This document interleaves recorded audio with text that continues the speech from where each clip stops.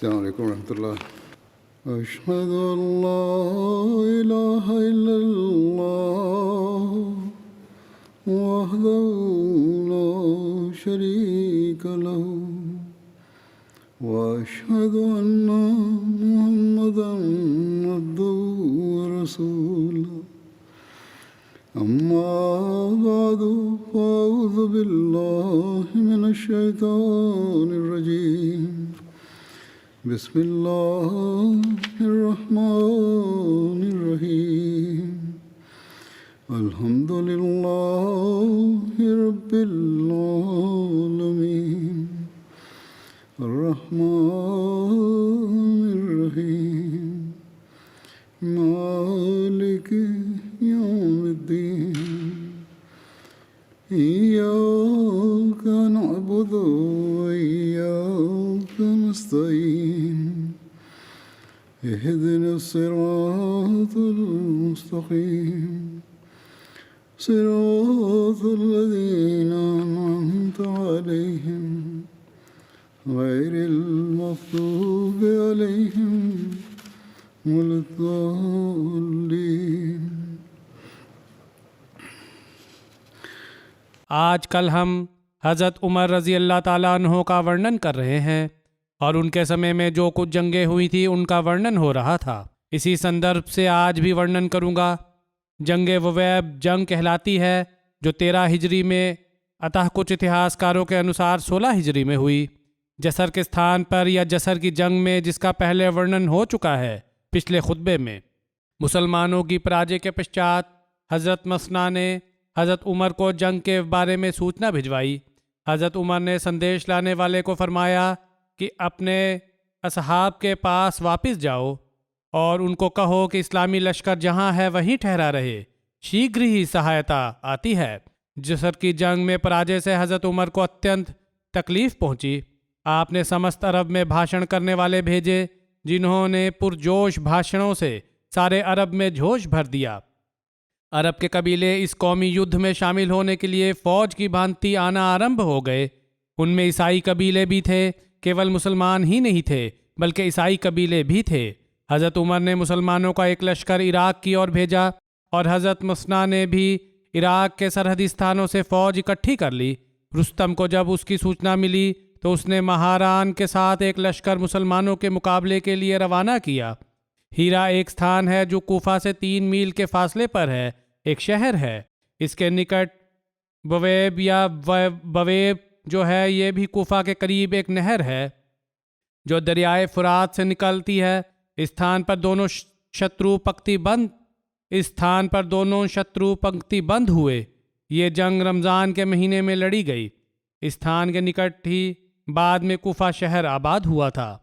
ईरानी journal महरान ने कहा, हम दरिया पार करके आएं या तुम आओगे?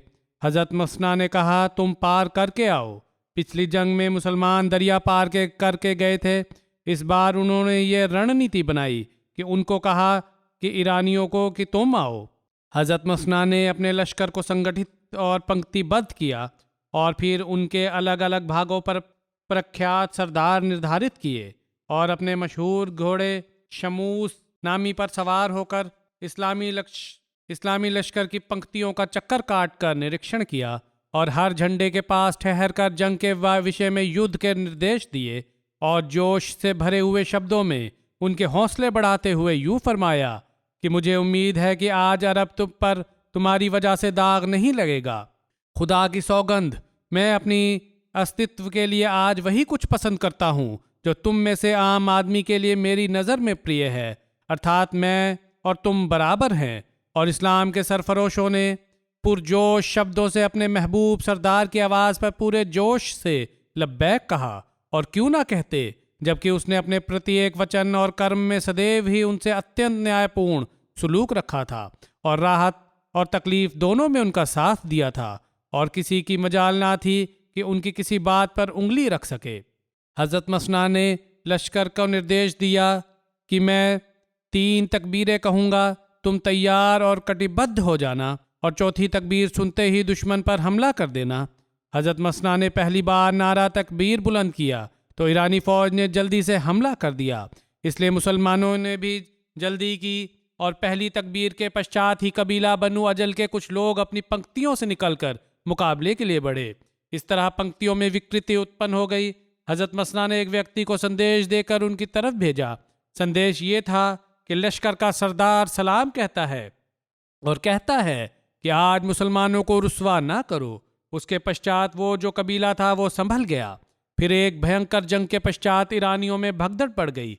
इस जंग में ईरानियों के वध होने वालों की संख्या 1,00,000 वर्णन की जाती है। ईरानी लश्कर का सेनापति महरान भी इस जंग में कत्ल हुआ। इस जंग को यौमुल आशार भी कहा जाता है, क्योंकि इस जंग में 100 लोग ऐसे थे जिनमें से प्रत्येक ने 10-10 लोगों का वध किया था। ईरानी लश्कर पराजित होकर पुल की ओर भागा कि दरिया पार करके अपने सुरक्षित स्थान में चला जाए, किंतु हजरत मसना ने अपना दस्ता लेकर उनका पीछा किया और पुल पार करने से पहले ही उनको घेर लिया और दरिया का पुल तोड़कर बहुत से ईरानी फौजियों का वध कर दिया। बाद में हजरत मसना अफसोस का प्रकटन करते थे कि मैंने पराजित लोगों का पीछा क्यों किया, मुझे ये नहीं करना चाहिए था। आप फरमाते कि मुझसे बड़ी गलती हुई है, मेरे लिए उचित नहीं कि मैं उनसे मुकाबला करूं जो मुकाबले का सामर्थ्य नहीं रखते थे। आइंदा मैं कभी ऐसा नहीं करूंगा।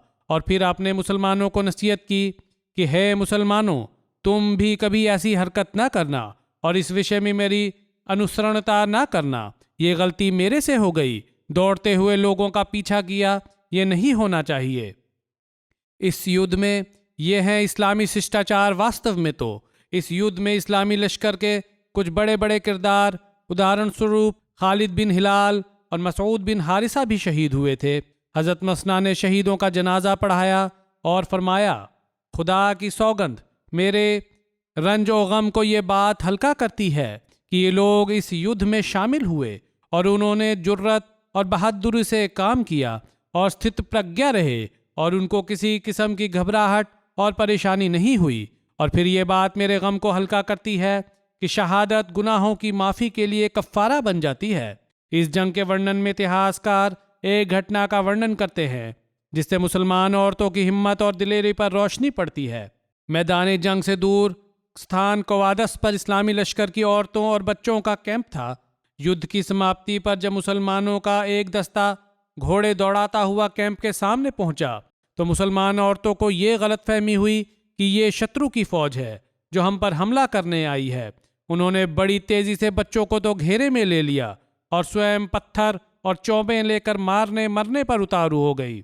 फौजी दस्ते के निकट पहुंचने पर उनको ये ज्ञात हुआ कि ये तो मुसलमान हैं। तो इस दल के मार्गदर्शक अमरो बिन अब्दुल मसीह ने बिना झिझक कहा कि अल्लाह के लश्कर की औरतों को यही उत्तम है। युद्ध वो वैब खत्म हो गया, किंतु अपने पीछे गहरे निशानात और गहरे चिन्ह छोड़ गया। ईरान की इस्लामी मुहिम में इससे पहले कभी इतना जानी नुकसान न हुआ था। इस युद्ध का ये असर हुआ कि इराक के बहुत से इलाकों में मुसलमानों के पांव मजबूत हो गए और सवाद इराक पर दजला तक उनका कब्जा हो गया और मामूली झड़पों के पश्चात इर्द गिर्द के इलाकों पर भी मुसलमान नए रूप से काबिज हो गए जो पहले छोड़ गए थे। और ईरानी फौजों ने इसमें भलाई देखी कि पीछे होकर दजला के दूसरे किनारे पर जा उतरे। इस विजय के पश्चात मुसलमान इराक के विभिन्न इलाकों में गए। फिर जंग कादसिया जो 14 हिजरी में हुई। कादसिया मौजूदा इराक में एक स्थान है और कूफा से 45 मील की दूरी पर स्थित है। 14 हिजरी में हज़रत उमर फारूक के दौर के खिलाफत में मुसलमानों और ईरानियों के मध्य कादसिया के स्थान पर एक निर्णायक जंग लड़ी गई, जिसके परिणाम ईरानी सल्तनत मुसलमानों के कब्जे में आ गई। जब फारिस के निवासियों को मुसलमानों के कारनामों का ज्ञात हुआ तो उन्होंने रुस्तम को फिरोजान से, जो उनके 2 सरदार थे, रुस्तम और फिरोज, उनसे जो उनके 2 सरदार थे, कहा कि तुम दोनों आपस में मतभेद करते रहे और तुम दोनों ने फारिस के रहने वालों को निर्बल करके दुश्मन के हौसले बढ़ा दिए हैं। अब मामला इस सीमा हद तक पहुंच गया है कि यदि हम यूं ही रहे तो ईरान तबाह हो जाएगा, क्योंकि बगदाद साबात मदाइन के निकट जो स्थान है और तिकरित बगदाद और मूसल के मध्य बगदाद से 30 मील के या 30 फरसख या 90 मील के फासले पर एक मशहूर शहर है। इसके पश्चात अब महज मदाइन शहर ही बाकी बचा है। यदि तुम दोनों सहमत न हुए, उन्होंने कहा कि पहले हम तुम दोनों का वध करेंगे फिर स्वयं हलाक होकर सुकून हासिल कर लेंगे, अर्थात फिर हम जंग खुद ही करेंगे। रुस्तम और फिरोज़ान ने बुरान को पराजित करके यज़दजुर को तख्त पर बिठा दिया, जो उस समय 21 वर्ष का था। समस्त किलों और फौजी छावनियों को ठोस कर दिया गया। हज़रत मसना ने जब फारिस के रहने वालों की इन सरगर्मियों से हज़रत उमर को सूचित किया तो आपने कहा कि खुदा की सौगंध, मैं अजम के रहने वालों को बादशाहों का मुकाबला। आपने फरमाया कि खुदा की सौगंध, मैं अजम के रहने वालों को बादशाहों का मुकाबला अरबों के उमरा और बादशाहों से कराऊंगा। अतः हर रईस, उचित राय देने वाला, आदरणीय भाषण करता और शायर को मुकाबले के लिए रवाना किया गया। अतः हज़रत मसना को आदेश दिया कि वे अजमी इलाके से निकलकर उन साहिली इलाकों में आ जाएं जो तुम्हारी और इनकी सीमाओं के निकट हैं। कबीला रबिया और मुज़िर के लोगों को भी साथ शामिल करने का आदेश दिया। हज़रत उमर ने अरब में चारों ओर संदेशवाहक भेजे और सरदारों और अधिकारियों को मक्का में जमा होने के लिए फरमाया। अतः जब हज करीब आ चुका था, हज़रत उमर हज के लिए रवाना हुए। हज के दौरान अरब कबीले हर तरफ से जमा हो गए। जब आप हज से वापस लौटे तो मदीना में एक बड़ा लश्कर जमा था। हज़रत उमर ने इस लश्कर की कमान स्वयं संभाली और हज़रत अली को मदीना में अमीर निर्धारित करके लौट आए और सरार में पड़ाव डाला। सरार भी मदीना से 3 मील के फासले पर एक चश्मा है। कहते हैं कि अभी हज़रत उमर का स्वयं जंग पर जाने का निश्चित फैसला नहीं हुआ था। रवाना तो हो गए थे लश्कर लेके, लेकिन फैसला नहीं किया था कि स्वयं जाएंगे या आगे जाके किसी और को कमांडर बना के रवाना करेंगे। बहरहाल तारीख़ तिबरी में है कि हज़रत उमर ने लोगों से मशवरा किया। सब ने आपको फारिस जाने का मशवरा दिया। उन्होंने कहा अपनी कमान में ही लेकर जाएं सारे लश्कर को। सरार आने तक हज़रत उमर ने किसी से मशवरा नहीं किया था, किंतु हज़रत अब्दुर्रहमान उन लोगों में से थे जिन्होंने आपको जाने से रोका। बाकियों ने तो कहा कि अवश्य जाएं लश्कर लेके, लेकिन तो हज़रत अब्दुर्रहमान ने कहा नहीं।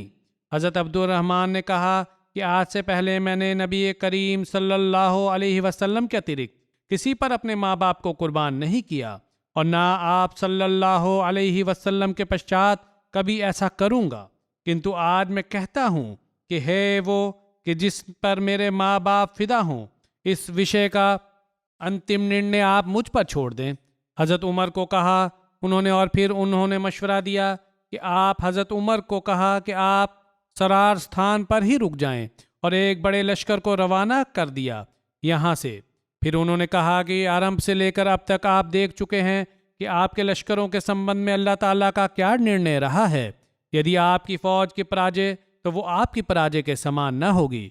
यदि आरंभ में आप शहीद हो गए या पराजित हो गए तो मुझे अंदेशा है कि फिर कभी मुसलमान ना तकबीर पढ़ सकेंगे और ना ला इलाहा इल्लल्लाह की गवाही दे सकेंगे। कुछ प्रख्यात और राय देने वाले लोगों की मजलिस शूरा के पश्चात हज़रत उमर ने एक आम जलसा किया। ये मशवरा जब मिल गया उनको हज़रत अब्दुर्रहमान का, तो फिर कुछ लोगों से मशवरा भी किया और इसके पश्चात एक जलसा आम का आयोजन किया गया, जिसमें संबोधन करते हुए हज़रत उमर ने फरमाया कि अल्लाह ताला ने लोगों को इस्लाम पर एकत्रित कर दिया है और उनके दिलों में एक दूसरे की मोहब्बत पैदा कर दी है और इस्लाम ने सबको भाई भाई बना दिया है और मुसलमानों की आपसी हालत जिस्म की तरह है और मुसलमानों की आपसी परिस्थिति जिस्म की भांति है कि एक हिस्से को तकलीफ हो तो दूसरा भी उसको महसूस किए बिना नहीं रह सकता। इसलिए मुसलमानों के लिए आवश्यक है कि उनके मामलात आपसी मशवरे से हुआ करें। विशेषतः उनमें से समझदार लोगों का मशवरा ले लिया जाया करे और लोगों के लिए आवश्यक है कि जिस विषय पर सहमत और राज़ी हो जाएं उसकी अनुसरणता करें और आज्ञा पालता करें। और अमीर के लिए आवश्यक है कि वो लोगों से राय देने वालों के मशवरे को स्वीकार करे और लोगों के संबंध में जो उनकी राय हो और जंगों के विषय में जो उनकी तदबीर हो। हज़रत उमर ने फरमाया, हे लोगों, मैं तुम्हारी तरह एक फ़र्द बनकर, तुम्हारी तरह एक मनुष्य बनकर तुम्हारे साथ होना चाहता था, जंग में शामिल होना चाहता था, किंतु तुम्हारे राय देने वाले व्यक्तियों ने मुझे इससे रोका है। इसलिए मैंने फैसला किया है कि मैं ना जाऊं और किसी और व्यक्ति को भेज दूं। इस समय हज़रत उमर किसी व्यक्ति की तलाश में थे। उसी दौरान उनकी सेवा में हज़रत साद का पत्र आया। हज़रत साद उस समय नजद के सदकात पर निर्धारित थे। हज़रत उमर ने फरमाया कि मुझे कोई आदमी बताओ जिसको कमांडर बनाया जाए। हज़रत अब्दुर्रहमान ने कहा कि व्यक्ति तो आपको मिल गया है। हज़रत उमर ने पूछा कि वह कौन है। हज़रत अब्दुर्रहमान ने कहा कि वह कछार का शेर साद बिन मालिक यानी साद बिन अबी वक़ास है। बाकी लोगों ने भी इस मशवरे का समर्थन किया।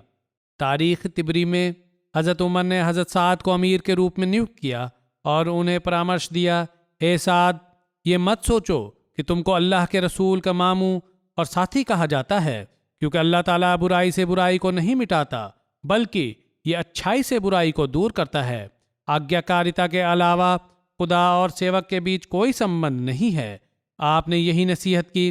प्रस्थान के समय हज़रत उमर ने हज़रत साद से कहा, मेरी नसीहत को याद रखना, और ये फरमाया कि तुमने एक कठिन कार्य का बेड़ा उठाया है, अतः अपने नफ्स को और अपने साथियों को नेकी की आदत डालो और उसके द्वारा विजय चाहो, और याद रखो प्रत्येक आदत डालने का एक साधन धैर्य है। धैर्य रखें, आपको अच्छाई की आदत हो जाएगी।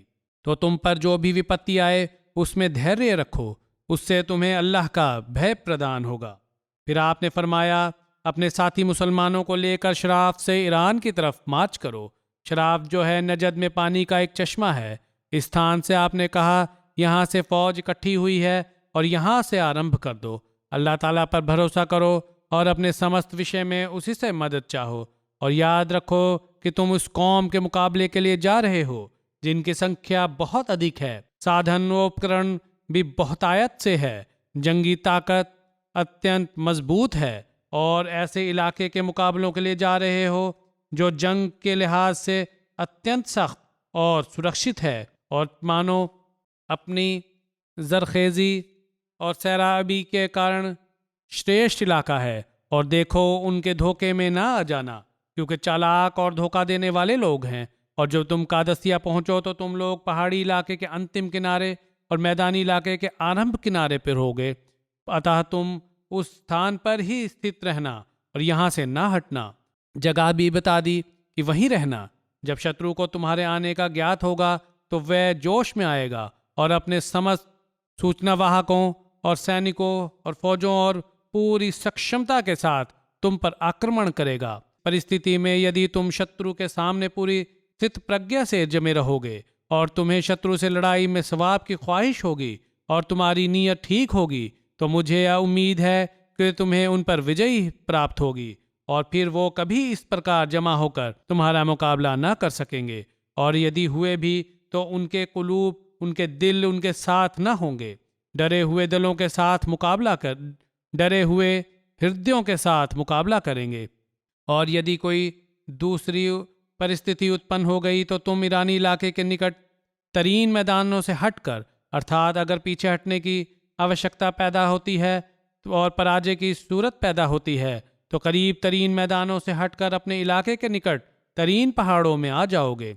इसके नतीजे में मैं तुम्हें अपने इलाके में ज़्यादा ज़रूरत होगी और इस इलाके से तुम अधिक परिचित होगे, और ईरानी तुम्हारे इलाके में भयभीत होंगे और उन्हें इस इलाके से अपरिचितता भी होगी, यहाँ तक कि खुदा ताला दोबारा उनके विरुद्ध तुम्हारी विजय का मौका प्रदान करे।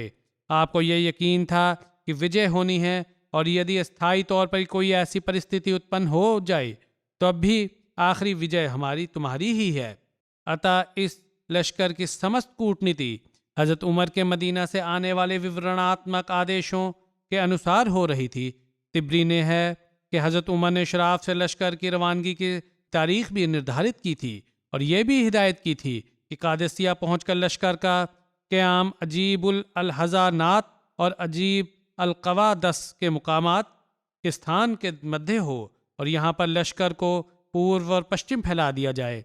अजीब कादसिया और मुगीसा के मध्य पानी का एक घाट है जो कादसिया से 4 मील के फासले पर और मुगीसा से 32 मील के फासले पर है। हज़रत उमर के हज़रत साद बिन अबी वक़ास के नाम पत्र से ज्ञात होता है कि वहाँ 2 अजीब थे। ये भी पता लगता है तारीख से। हज़रत उमर ने हज़रत साद बिन अबी वक़ास को 4000 सैनिकों के साथ ईरान की ओर भेजा। बाद में 2000 यमनी, 2000 नजदी भी जा मिले। रास्ते में बनु असद के 3000 लोग और अशास बिन कैस कुंदी 1700 यमनी सिपाहियों के साथ शामिल हुए। मुसलमानों ने लश्कर की संख्या आहिस्ता आहिस्ता फिर पहले की लश्कर की भांति मुसलमानों के लश्कर की संख्या आहिस्ता आहिस्ता फिर पहले भी लश्कर था वहाँ 30,000 से अधिक हो गई। इस फौज की महत्वता का अंदाज़ा इससे हो सकता है कि इसमें 99 ऐसे सहाबी थे जो ज़रूर सल्लल्लाहु अलैहि वसल्लम के साथ जंग बदर में शामिल हो चुके थे। तिबरी ने उनकी तादाद 70 से अधिक वर्णन की है। 310 से अधिक वो थे जिन्हें साहचर्य इस्लाम के आरंभ से लेकर बैत रिजवान तक हज़रत सल्लल्लाहु अलैहि वसल्लम का साहचर्य प्रदान हो चुका था। 300 ऐसे सहाबी थे जो फतह मक्का में शामिल थे। 700 ऐसे थे जो स्वयं सहाबी ना थे किंतु सहाबा की औलाद होने का श्रेय उन्हें प्राप्त था। हज़रत साद बिन वकास ने शराफ पहुंचकर पड़ाव किया। मसना 8,000 आदमियों के साथ स्थान जोकार कुफा के निकट पानी का एक घाट है। इस पर मुसलमानों की कमक का इंतज़ार कर रहे थे कि इसी बीच में इनकी स्वागत के इसी दरमियान में इनका स्वर्गवास हो गया। उन्होंने बशीर बिन खसासी को अपना उत्तराधिकारी निर्धारित किया। मसना वहाँ फौत हो गए। शराफ पहुंचकर हज़रत साद ने हज़रत उमर को लश्कर के स्थान के लिए विवरणात्मक हालात पर भिजवाए। इस पर हज़रत उमर ने लश्कर की पंक्तिबद्ध स्वयं निर्धारित की और पत्र में लिखा कि समस्त लश्कर को 10-10 मुजाहिदीन के समूह में विभाजित करके उन पर एक निगरान निर्धारित कर दो और उन दस्तों पर एक बड़ा अफसर निर्धारित कर देना। फिर उनकी संख्या का हिसाब करके उनको कादसिया की ओर रवाना कर देना। अपनी कमान में मुगीरा बिन शोबा के दस्ते को रखना। हज़रत उमर ने यह हिदायत की साद को कि मुगीरा बिन शोबा को अपनी कमान में रखना, उसके दस्ते को। इसके पश्चात के हालात की विवरणात्मक मुझे रवाना करना और फिर जो रोज़ की डेवलपमेंट होगी या जो परिस्थिति उत्पन्न होगी मुझे बताते रहना। हज़रत साद ने इन निर्देशों के अनुसार लश्कर की पंक्तिबद्ध किया और हज़रत उमर को विवरणात्मक परिस्थिति लिखी। हर 10 आदमियों पर निगरान निर्धारित करना उसी निज़ाम के अंतर्गत था जो नबी करीम सल्लल्लाहु अलैहि वसल्लम के दौर में जारी था। और एक और पत्र में हज़रत उमर ने हज़रत साद को लिखा कि अपने दिल को नसीहत करते रहो और अपनी फ़ौज को वाक विवाद नसीहत करते रहो। सब्र इख्तियार करो क्योंकि खुदा ताला की ओर से बदला नियत के अनुसार मिलता है। जो जिम्मेदारी तुम्हारे सुपुर्द है और जो काम तुम करने जा रहे हो इसमें पूरी सावधानी से काम करो। खूब एहतियात से काम करो। खुदा से मदद चाहो और ला हौल वला क़ुव्वता इल्लल्लाह बिल्लाह कसरत से पढ़ो। मुझे पर लिखते रहो कि तुम्हारा लश्कर कहाँ तक पहुँच गया है और तुम्हारे मुकाबले में शत्रु का सिपह सालार कौन निर्धारित किया गया है। क्योंकि कुछ हिदायत जो मैं कर लिखना चाहता था केवल इस वजह से लिख नहीं सका कि मुझे तुम्हारे और तुम्हारे शत्रु के कुछ कवायफ का पूरी तरह ज्ञान नहीं। सारे कवायफ भेजो, फिर मैं तुम्हें और अधिक हिदायत दूंगा। अतः मुसलमानों के लश्कर के मुनाजिर मेरे पास पूरी तरह से विवरणात्मक रूप से भेजो और इस इलाके की परिस्थिति जो तुम्हारे मध्य और ईरानी दारुल हुकूमत मदाइन के दरमियान मध्य है इस तरह लिख भेजो कि मानो मुझे आंखों से नज़र आ जाए। अर्थात पूरी सूक्ष्मता से सारी विवरणात्मक लिखो और अपनी समस्त कैफियत मुझे स्पष्ट रूप से लिखित में और खुदा ताला से डरो और इससे उम्मीद रखो और अपने काम के सिलसिले में उसी पर भरोसा करो और इस बात से डरते रहो कि खुदा तुम्हें को हटाकर कोई और कौम ये काम सर अंजाम देने के लिए ले आए। अर्थात इस बात का भय रहना चाहिए हमेशा खुदा का तुम्हें, ये नहीं कि तुम्हारा कोई ठेकेदार बना दिया। यदि तुमने ये जिम्मेदारी ना संभाली तो खुदा ताला तुम्हें इस काम से हटा देगा और कोई इस काम में सर अंजाम देने के लिए ले आएगा और ये कार्य तो बहरहाल होना है। कादेसिया पहुंचकर हज़रत साद ने हज़रत उमर को अपने लश्कर के स्थान और चारों सीमाओं अरब के विषय में विवरणात्मक रूप से लिख भेजा। हज़रत उमर ने उत्तर लिखते हुए फरमाया कि अपने स्थान पर स्थित रहो यहाँ तक कि शत्रु स्वयं हमला करे और यदि दुश्मन को पराजय हो गई तो मदाइन तक पेशकदमी करना अर्थात आगे चले जाना। हज़रत साद के विषय में ये वर्णन हो चुका है किंतु यहाँ हज़रत उमर के संबंध से भी वर्णन करना आवश्यक है कि हज़रत साद ने दरबार खिलाफत की हिदायत के अनुसार कादसिया में 1 महीने तक निवास किया। इसके पश्चात ईरानियों में से कोई भी उनके मुकाबले के लिए न आया। इस पर इस इलाके के लोगों ने ईरान के बादशाह यज़दजुर के नाम खत लिखा कि अरब के रहने वाले कुछ समय से कादसिया में स्थानांतरित हैं और आप लोगों ने उनके मुकाबले के लिए कुछ नहीं किया। उन्होंने फुरात तक का इलाका बर्बाद कर दिया है, जानवर वगैरह लूट लिए हैं। यदि सहायता ना आई तो हम सब कुछ उनके संबंध कर देंगे। इस पत्र के बाद यज़दजुर ने रुस्तम को बुलाया और वो हीले बहानों से जंग में शिरकत से बचता रहा। रुस्तम बचता रहा और अपनी स्थान पर जालिनूस को फौज का सिपह सलार निर्धारित करने का मशवरा दिया, किंतु बादशाह के सामने रुस्तम की एक ना चली और उसे लश्कर के साथ लेकर जाना पड़ा। हज़रत उमर ने हज़रत साद को लिखा कि रुस्तम के पास इस्लाम का आमंत्रण देने के लिए तुम ऐसे लोगों को भेजो जो अक्लमंद और अच्छे और बहादुर हों। यूं ही युद्ध नहीं कर देना, दुश्मन को भी इस्लाम का आमंत्रण देना है। और अल्लाह ताला फरमाया है कि अल्लाह ताला इस दावत को उनकी तौहीन और हमारी कामयाबी का साधन बनाएगा। तुम रोज़ाना मुझे पत्र लिखते रहो। इसके पश्चात हज़रत साद ने 14 नामवर लोगों को चयनित करके दरबार इना इसके पश्चात हज़रत साद ने 14 नामवर लोगों को चयनित करके दरबार ईरान में राजदूत बनाकर भेजा ताकि वो शाह ईरान यज़दजुर को इस्लाम का आमंत्रण दें। मुसलमान घोड़ों पर सवार थे, उन मुसलमानों पर चादरें थी और उनके हाथों में कोड़े थे। सबसे पहले हज़रत नुमान बिन मकरन ने बादशाह से बात की। फिर मुगीर बिन ज़र्रार ने बादशाह से ये कहा कि तुम्हारे साथ या तो जंग हो या मानो फिर तुम्हें टैक्स देना होगा। यदि अब तुम्हारे विकल्प में है कि हमारे अंतर्गत हमारे अधीनता को स्वीकार करते हुए टैक्स दो या फिर जंग के लिए तैयार रहो। ताकि हम एक तीसरी बात भी है, यदि इस्लाम स्वीकार कर लोगे तो प्रत्येक चीज़ से अपने आप को सुरक्षित कर लोगे। इस पर यज़दजुर ने कहा कि यदि कासिदों के कत्ल करना यदि राजदूतों को कत्ल करना मना ना होता तो मैं तुम सबको अवध कर देता, किंतु मेरे पास तुम्हारे लिए कुछ नहीं है, दौड़ जाओ यहाँ से। फिर उसने मिट्टी का एक टोकरा मंगवा कर कहा कि मेरी तरफ से ये ले जाओ, और उसने आदेश दिया कि इन राजदूतों को मदाइन के दरवाजे से बाहर निकाल दो। आसिम बिन अमरो ने वो मिट्टी ली और जाकर हज़रत साद को देते हुए कहा कि खुशखबरी, हुवल्लाह ताला ने हमें इस मुल्क की चाबियां अता कर दी हैं। इस घटना के पश्चात कई महीनों तक दोनों तरफ खामोशी रही। रुस्तम अपनी फौज के साथ साबात में पड़ा रहा और यज़दजुर की ताकीद के बावजूद जंग से जी चुराता रहा। यज़दजुर को बार बार कहा कि हमारी हिफाजत करें वरना हम अरब के रहने वालों के आज्ञाकारी हो जाएंगे। लोगों ने कहा। इस पर मजबूर होकर रुस्तम को मुकाबले के लिए बढ़ना पड़ा और ईरानी फौजें साबात से निकलकर कादसिया के मैदान में तंबू गाड़ दिया। रुस्तम जब साबात से निकला तो उसके लश्कर की संख्या 1,30,000 थी और इसके साथ 33 हाथी थे। रुस्तम ने मदाइन से कादसिया पहुंचने तक 4 महीने का समय लगाया।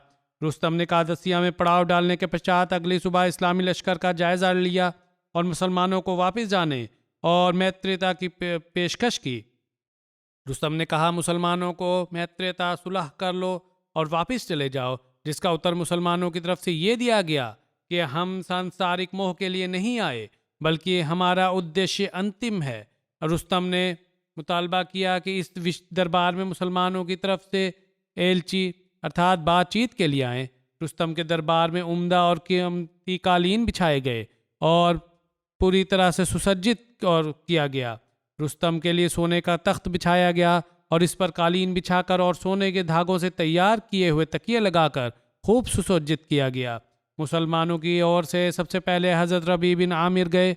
वो रुस्तम की ओर इस हाल में गए कि अपने नेज़े का सहारा लेते हुए छोटे छोटे कदम उठाते रहे, जिससे नेज़े की नोक से कालीन गद्दे फटते चले जाते थे। वे रुस्तम के निकट पहुंचे और नीचे बैठकर अपना नेज़ा कालीन में गाड़ दिया। हज़रत रबी ने 3 बातें रुस्तम के समक्ष रखीं कि आप लोग इस्लाम ले आएं, हम आपका पीछा छोड़ देंगे और आपके मुल्क से भी हमें कोई सरोकार नहीं होगा। फिर ठीक है, मालिक को संभालो, हमें टैक्स दें जिसे स्वीकार करके हम आपकी हिफाजत करेंगे। टैक्स दे दो तो फिर हम तुम्हारी सुरक्षा भी करेंगे। यदि कोई भी परिस्थिति स्वीकार ना हो तो फिर चौथे दिन आपसे लड़ाई होगी। इन 3 दिनों में हमारी ओर से जंग का प्रारंभ नहीं होगा, किंतु ये भी है चौथे दिन लड़ाई होगी तो होगी, लेकिन इन 3 दिनों में हमारी ओर से जंग की इब्तिदा नहीं होगी। किंतु यदि आप लोगों ने जंग आरंभ कर दी तो फिर हम लड़ने पर विवश हो जाएंगे। अगले दिन हज़रत साद ने हुज़ैफ़ा बिन मुहसिन को भिजवाया। उन्होंने भी हज़रत रबी वाली तीनों बातें दोहराई। तीसरे दिन हज़रत मुग़ीर बिन शुअबा गए। जब उन्होंने अपने बातचीत के अंतिम में अपने पहले दोनों साथियों के अनुसार के समक्ष जब उन्होंने अपने दोनों साथियों के स्वरूप इस्लाम और टैक्स और किताल का वर्णन किया तो रुस्तम ने कहा, तब ज़रूर तुम लोग मरोगे। इस पर हज़रत मुग़ीर ने कहा, जो हम में से कत्ल होगा वह जन्नत में जाएगा और जो तुम में से कत्ल होगा वह जहन्नुम में जाएगा, और जो हम में से जीवित रहेंगे वो तुम लोगों पर सफल रहेंगे। हज़रत मुग़ीर की बात सुनकर रुस्तम ने अत्यंत ब्रह्म होकर कसम खाकर कहा कि सुबह की कसम, कि सूर्य की कसम, कल अभी दिन कहा कि सूर्य की कसम, कल अभी दिन पूरा नहीं हुआ होगा कि हम इससे पहले ही तुम सबको तलवार के नीचे कर देंगे।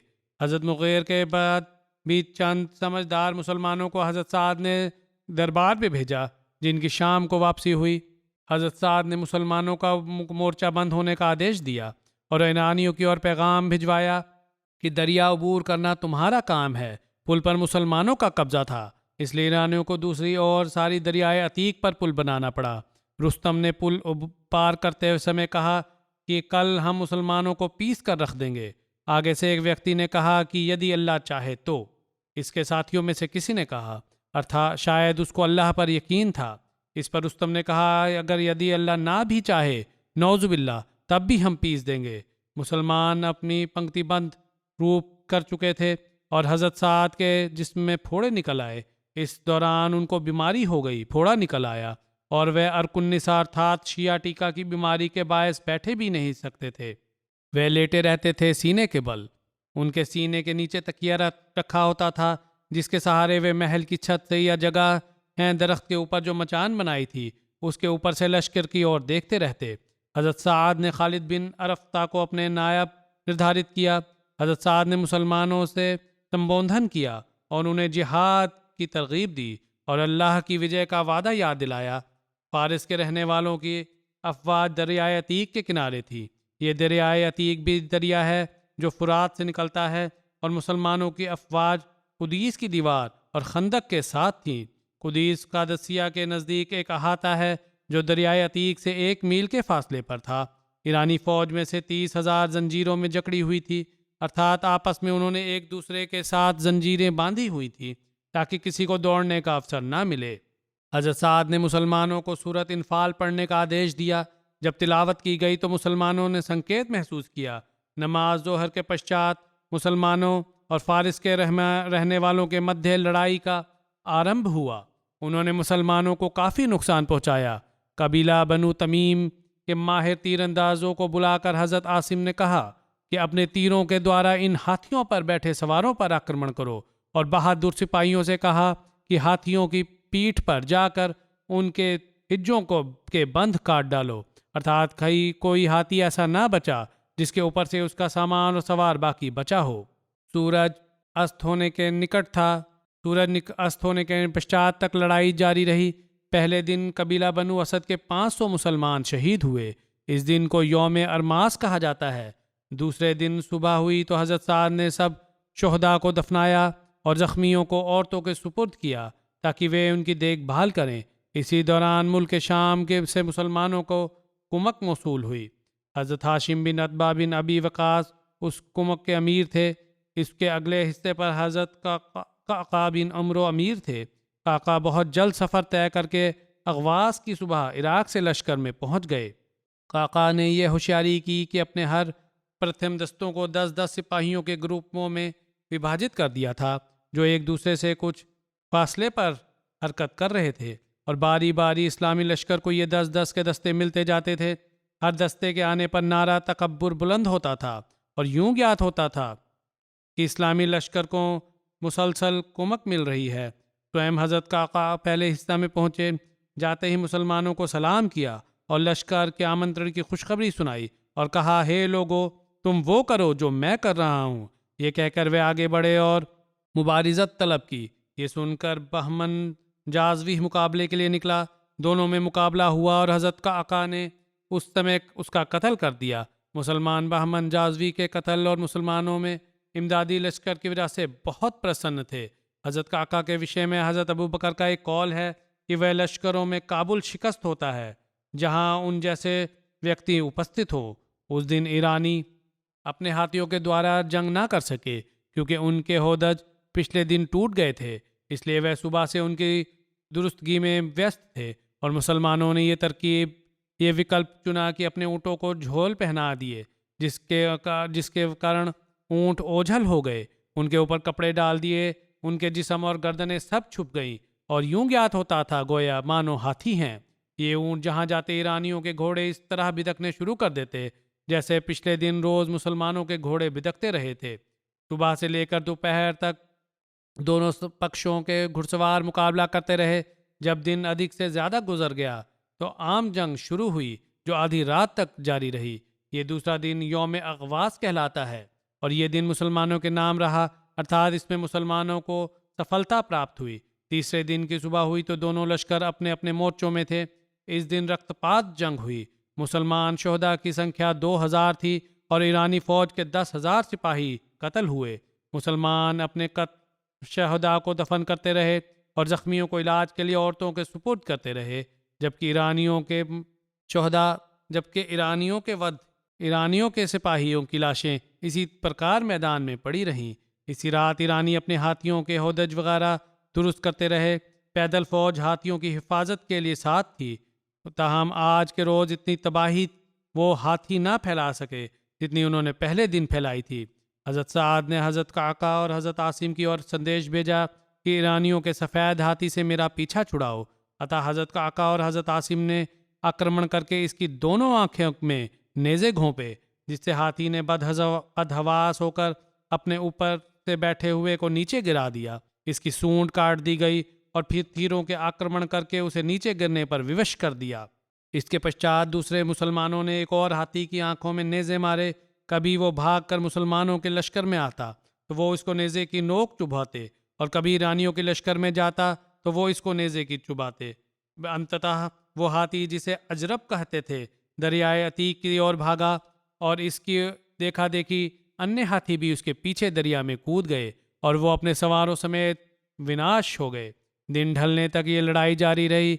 उसे यौम अम्मास कहते हैं। ईशा की नमाज के पश्चात दोबारा घमसान का रन पड़ा। कहा जाता है कि इस समय तलवारों की आवाज़ें यूं सुनाई दे रही थी जैसे लोहारों की दुकानों में लोहा काटा जा रहा हो। सारी रात हज़रत साद भी जागते रहे और अल्लाह के समक्ष दुआ में व्यस्त रहे। अरब और अजम ने इस रात जैसा वाक़या कभी देखा नहीं था। सुबह हुई तो मुसलमानों का जोश और जज्बा बरकरार था और वह विजयी रहे। इस रात के पश्चात आने वाली सुबह समस्त लोगों पर थकन की परिस्थिति थी क्योंकि पूरी रात वो जागते रहे थे। इस रात को लील अल हरीर कहते हैं। इसकी वजह यह है कि रात मुसलमानों ने आपस में बातचीत न की बल्कि सिर्फ कानफूसी ही करते रहे। हरीर का मतलब भी यही लिखा है कि जिस तरह हल्की सी आवाज़ को कमान में से निकलती है जब तीर से चलाया जाता है या चक्की चलने की आवाज़ हल्की सी आ रही हो। तिब्री में भी लील अल हरीर की वजह तस्मिया के कारण यही लिखा है कि मुसलमान उस रात के आरंभ होने से लेकर सुबह तक अत्यंत बहादुरी के साथ जंग करते रहे। वह जोर से नहीं बोल रहे थे बल्कि वो आहिस्ता आहिस्ता बातचीत करते थे। इस कारण से इस रात का नाम लील अल हरीर मशहूर हो गया। बहरहाल चौथी सुबह फिर दोपहर तक लड़ाई जारी रही और ईरानी पीछे होते गए। उसके पश्चात रुस्तम पर आक्रमण किया गया तो वो दरियाए अतीक की ओर भाग निकला। जब उसने दरिया में छलांग लगाई तो हिलाल नामी मुसलमान ने उसे पकड़ लिया और घसीट कर खुश्की पर ले आया और उसे कत्ल कर डाला। इसके पश्चात वो मुसलमान जिसने कत्ल किया था रुस्तम को ऐलान करने लगा कि मैंने रुस्तम का वध कर दिया है, मेरी ओर आओ। मुसलमानों ने हर ओर से इसको घेर लिया और ज़ोर से नारा तकबीर लगाया। रुस्तम के वध की सूचना से फारिस के रहने वाले पराजय को स्वीकार करके भाग गए।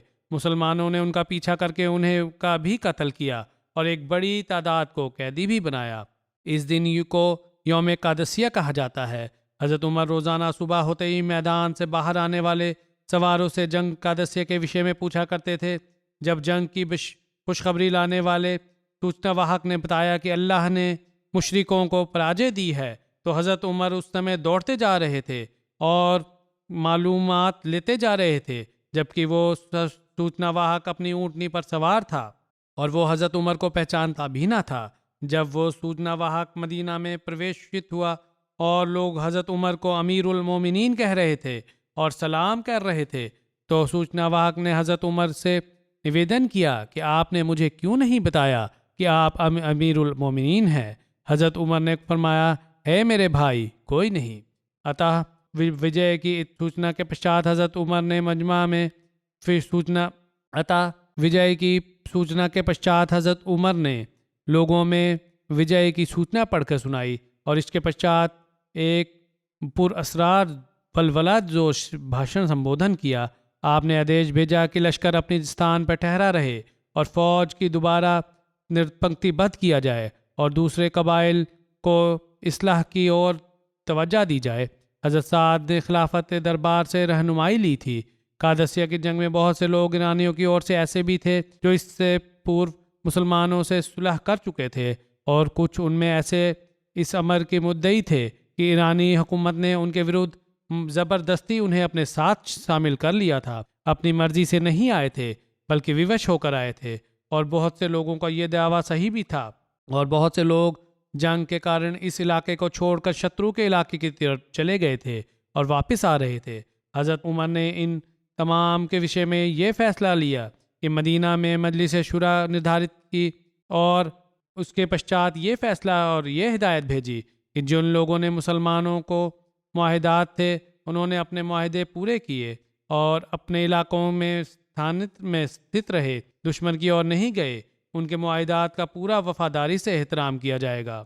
जिन लोगों ने मुसलमानों के मुआहिदात नहीं थे किंतु वे अपने इलाके में रहे और शत्रु की ओर जाकर तुम्हारे खिलाफ पंक्तिबद्ध नहीं हुए, तो उनसे भी वही सलूक किया जाएगा उन लोगों से किया जा रहा है जिनसे मुआहिदात थे।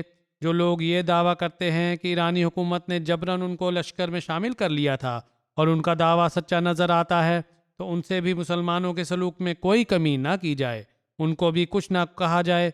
और जो लोग इस विषय के झूठे मुद्दई हैं कि उन पर जबर किया गया या ज़ोर ज़बरदस्ती कर गई, बल्कि वह स्वयं अपनी मर्जी से दुश्मन के साथ मिलकर तुम्हारे विरुद्ध सरगर्म कर रहे, तो उनका पहले मुआहिदा तो समाप्त किया जाता है क्योंकि उन्होंने दुश्मन का साथ दिया, या तो उनसे दोबारा मुसालिहत की जाए, उन्हें इसकी अमन की जगह पर पहुंचा दिया जाए, या अर्थात फिर उनसे मुआहिदा करके वहां से निकाल दिया जाए और जहां वो जाना चाहते हैं उनसे रहने के लिए चले जाएं। और जिन लोगों से मुआहिदात नहीं और वो इस इलाके को छोड़कर शत्रु की ओर चले गए और तुम्हारे विरुद्ध जंग आजमा हुए अर्थात जंग में सम्मिलित हुए, उनके विषय में यदि तुम निश्चित समझो तो तुम उन्हें भी बुला लो और वो टैक्स अदा कर दें।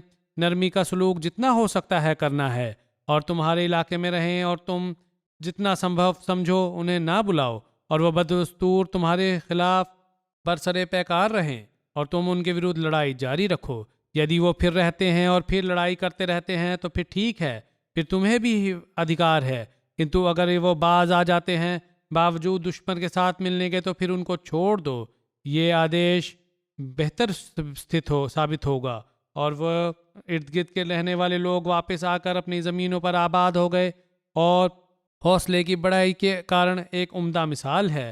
कितनी वुसात हौसला है कि मुसलमानों ने उन लोगों को भी अपनी ज़मीन आबाद करने के लिए बुला लिया जो एक अत्यंत नाजुक समय में अपने मुआहिदात को अलग रखते हुए दुश्मन से जा मिले थे, मगर मदीना की मजलिस मुशावरत ने उन्हें इस आदेश की इजाज़त दे दी थी कि चाहे ऐसे ईरानियों को वापस बुला लें चाहे ना बुलाएं और उनकी ज़मीनें आपस में विभाजित करें, मुसलमानों में विभाजित कर दें। उनकी ज़मीनों के संबंध में इतिहासकार ने वर्णन किया है कि इस खतरे के समय में बदअहदी करने वालों को वापस बुलाया गया तो उनकी ज़मीनों पर आम ज़मीन की निस्बत ज़्यादा टैक्स लगाया गया था। सिर्फ ये एक शर्त थी कि ठीक है, तुमने बदअहदी की, वापस आ जाओ, अपनी ज़मीनें आबाद करो, किंतु जो टैक्स ज़मीन का है वह तुम्हें दूसरों के निस्बत अधिक देना पड़ेगा। किंतु बहरहाल ज़मीनों के मालिक बेशक बने रहो। इराक की विजयों के सिलसिला में इस जंग में फैसला कुन हैसियत हासिल है। मुसलमान सैनिकों ने शदीद विद्रोह का परिस्थिति का सामना अत्यंत साबित कदमी से किया और मर्दानवार मुकाबला किया, और इतिहासकार ने वर्णन किया है कि दरबार खिलाफत से जब लोगों के लिए गुजारे निर्धारित हुए तो इस विषय में कादसिया में शिरकत भी एक वजह इम्तियाज समझी गई। हज़रत उमर ने कादसिया में शरीक लोगों को ज़्यादा वजीफ़े किए।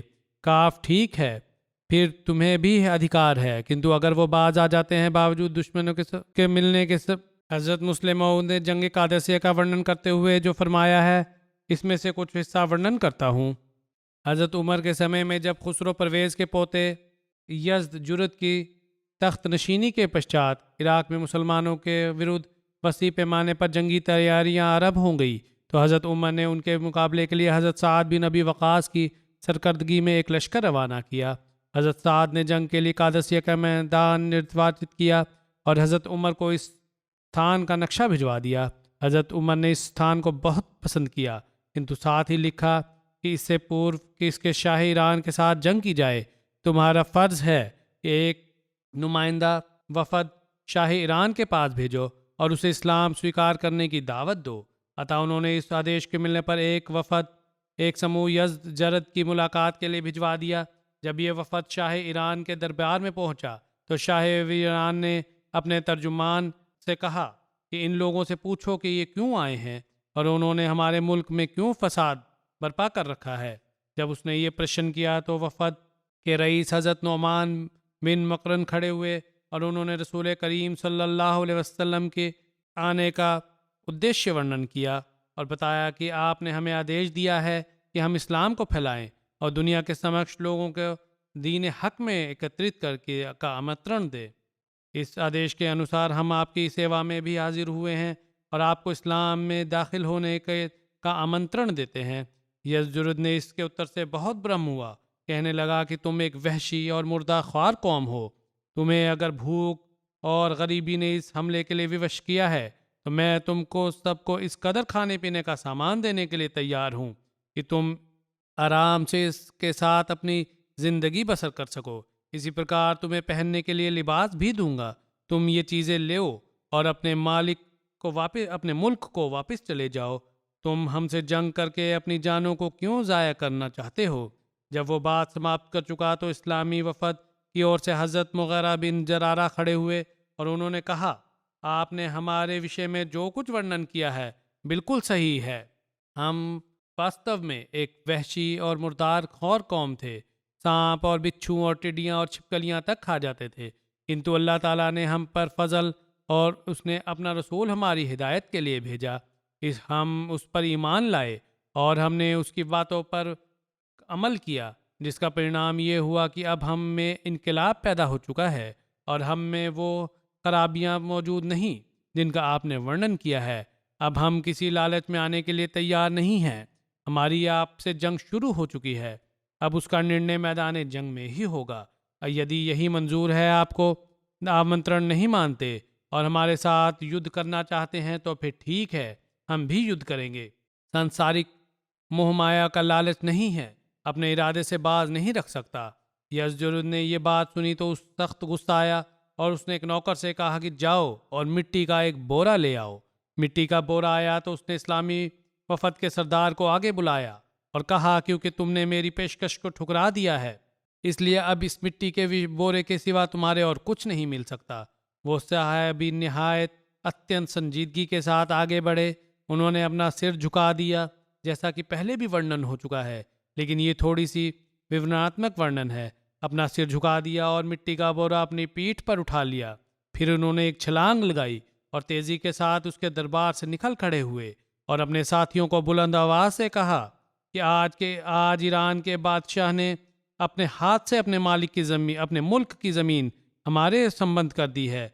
और फिर घोड़ों पर सवार होकर तेज़ी से निकल गए।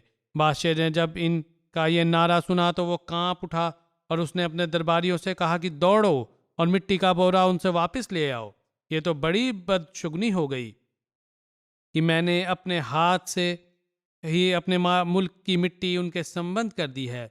किंतु वो उस समय तक घोड़ों पर सवार होकर बहुत दूर जा चुके थे। किंतु अंतिम वही हुआ जो उन्होंने कहा था और कुछ सालों के अंदर सारा ईरान मुसलमानों के अधीन हो गया। हज़रत मुस्लिम मऊद लिखते हैं कि ये बहुत बड़ा बदलाव मुसलमानों में क्यों पैदा हुआ, इसलिए कि कुरानी तालीम, कुरानी शिक्षा, उनके शिष्टाचार, उनकी आदत में इनकलाब पैदा कर दिया था। उनकी बुरी ज़िंदगी पर उसने एक मौत तारी कर दी थी और उन्हें और बुलंद किरदार और आला दर्जे के शिष्टाचार की सतह पर ला खड़ा कर दिया था, जिसके कारण से ये इनकलाब पैदा हुआ। अतः कुरानी शिक्षा पर कार्यरत करने से ही हकीकी वास्तविक इनकलाब आया करते हैं। ये इंशाअल्लाह आइंदा भी जिक्र चलेगा। खुतबा सानिया। अल्हम्दुलिल्लाह